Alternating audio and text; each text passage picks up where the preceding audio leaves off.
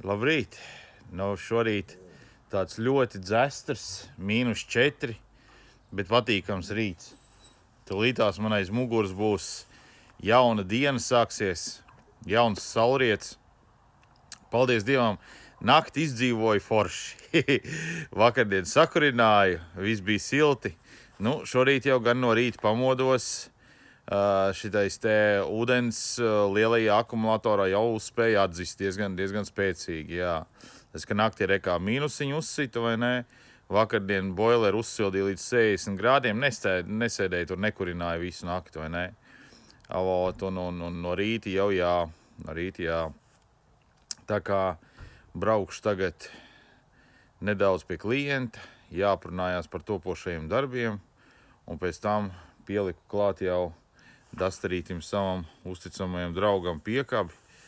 Brauksim meklēt granulus.